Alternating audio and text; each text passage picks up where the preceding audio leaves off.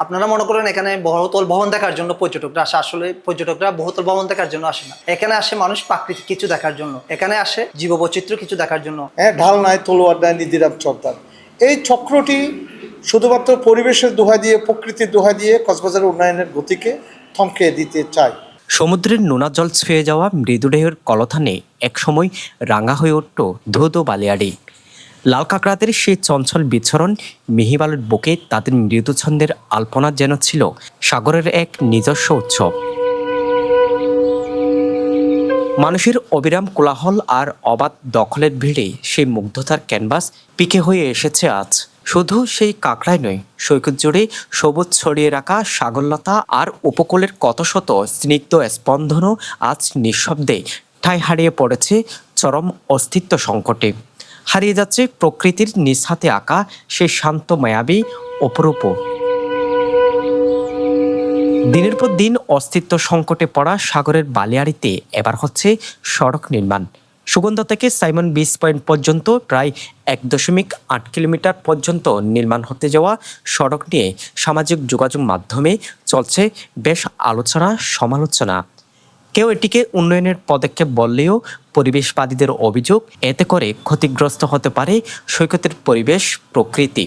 আসলে এই সড়কের দরকারটা কি সেটা আমরা বুঝতে পারছি না। যানজট যদি নিরসন করতে হয় তাহলে সাইমনের সামনে দিয়ে যে রাস্তাটা ভাঙ্গার মোড় পর্যন্ত গেছে এটি করা দরকার সবার আগে। যেহেতু আইন রয়েছে, ইসি আইন রয়েছে এবং বিভিন্ন হাইকোর্টের নির্দেশনা রয়েছে, যার কারণে সেখানে কোনো প্রকার স্থাপনা নির্মাণ করা যায় না এবং বালিয়াড়ির সৌন্দর্য বা বালিয়াড়ির যে গঠন সেটিকে নষ্ট করা যায় না। আমরা মনে করি বালিয়াড়িতে কোনো ধরনের রাস্তা নির্মাণ করা এটি আইন বিরোধী এবং রাষ্ট্রের আইন লঙ্ঘন। আপনারা মনে করেন এখানে বহুতল ভবন দেখার জন্য পর্যটকরা আসে, আসলে পর্যটকরা বহুতল ভবন দেখার জন্য আসে না। বহুতল ভবন ঢাকাতেও রয়েছে, সারা পৃথিবীতে রয়েছে। এখানে আসে মানুষ প্রাকৃতিক কিছু দেখার জন্য, এখানে আসে জীববৈচিত্র্য কিছু দেখার জন্য, এখানে বালিয়াড়িতে লাল কাঁকড়া দেখার জন্য আসে, আগুলের লতার ফুলগুলো দেখার জন্য আসে।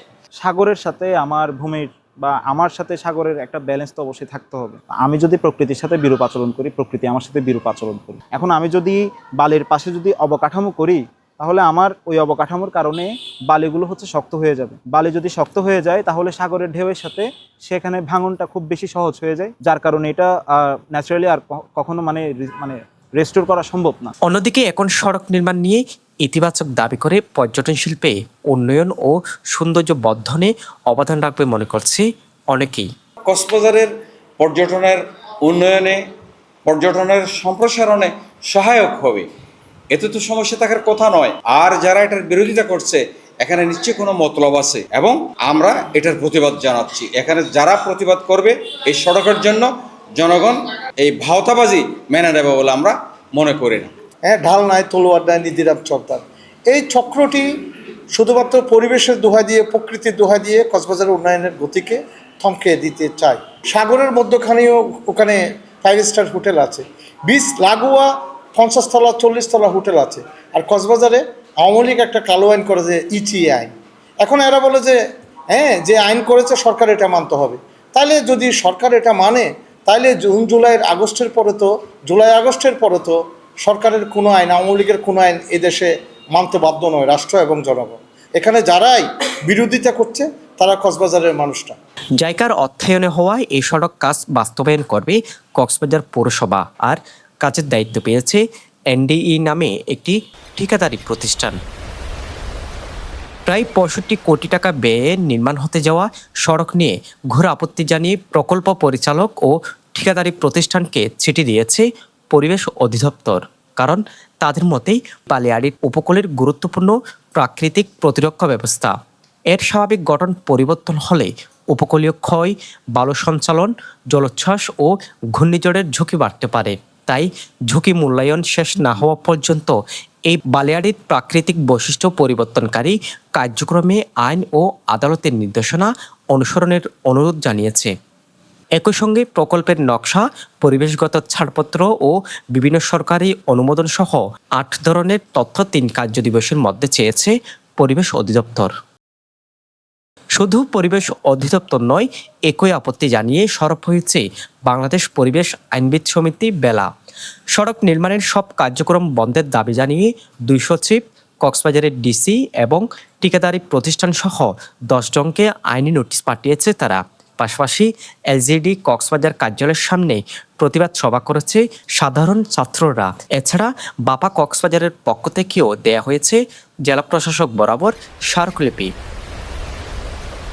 প্রাকৃতিক পরিবেশ ও জীববৈচিত্র্য মারাত্মক হুমকির মুখে রয়েছে মর্মে পরিবেশ সংরক্ষণ আইন 1995 অনুযায়ী এসব এলাকায় সব ধরনের স্থাপনা নিষিদ্ধ করলেও সবকিছু উপেক্ষা করে পৌরসভার এই কর্মকর্তা বলছে জনস্বার্থে ইসি এলাকায় সবকিছু করা যায়।